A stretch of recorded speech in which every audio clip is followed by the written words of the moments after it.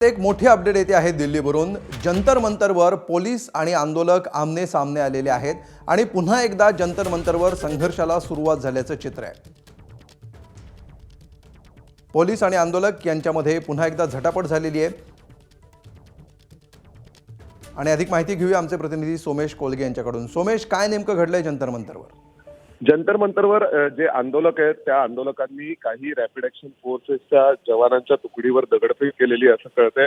तर rapid action फोर्सेसनी ज्यावेळी लाठीचार्ज केला तेव्हा त्यांच्या हातातील लाठी काढून घेऊन काही जवानांना लाठी मारण्याचा प्रयत्न केलेला आहे। आता ही संपूर्ण घडामोड घडली आहे ती जंतर मंतर जवळच्या रस्त्यांवरती घडलेली आपल्याला दिसते। त्यामुळे हे प्रत्यक्ष आंदोलन स्थळी घडलेलं आहे की आंदोलन स्थळाच्या जवळपास जे अनेक लोक येत आहेत तिथे हे घडलेलं आहे, हा एक प्रश्न आहे। परंतु या सगळ्यामध्ये आपण पाहतोय की साधारणपणे 8:30 ते 8:45च्या सुमारास हे सगळे घडलेले आहेत, ज्यामध्ये आता हे सर्व आंदोलनकर्ते हे पोलिसांच्या अंगावर जाताना दिसत आहेत।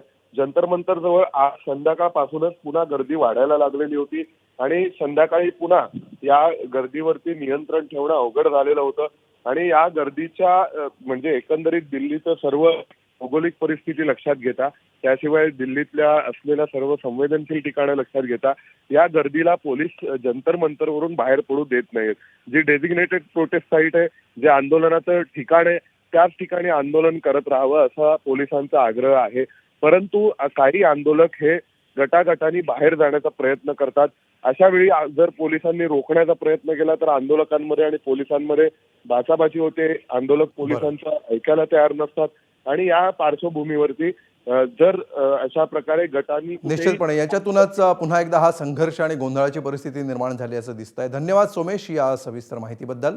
याच मुद्द्यावर आपचे नेते अरविंद केजरीवाल यांची प्रतिक्रिया दी है, बघूया। में आ रहा है कि जंतर मंतर के आसपास इंटरनेट बंद कर दिया गया है, कुछ लोगों ने बताया, ऐसा कुछ पत्रकारों ने बताया।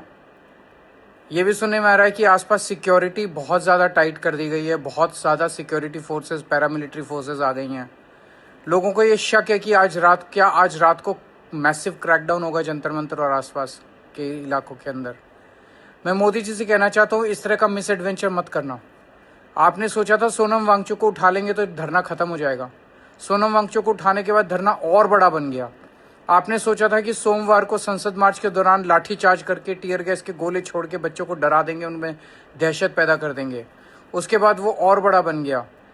इसीलिए मैं उनसे कहना चाहता हूं कि इस तरह का मिस एडवेंचर मत करना, ये आपको बहुत भारी पड़ेगा।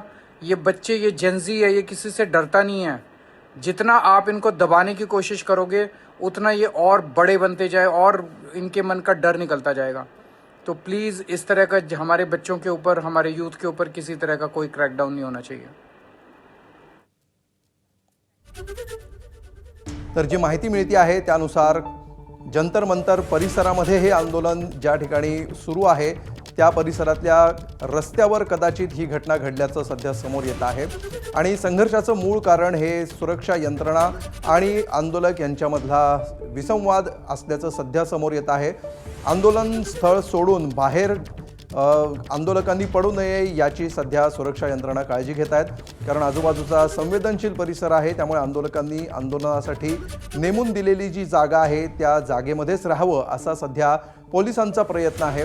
मात्र जेव्हा आंदोलक या ठिकाणाहून समूहाने बाहेर निघण्याचा प्रयत्न करतायत त्यावेळी त्यांना मज्जाव करण्यात येतो आहे आणि याच वादातून दगडफेक झाल्याचं समजतंय आणि त्याला प्रत्युत्तर म्हणून आंदोलकांवर देखील काहीसा लाठीचार्ज पोलिसांनी केलाय असं देखील कळतंय। त्यामुळे एक गोंधळाची परिस्थिती सध्या या ठिकाणी निर्माण झाली आहे।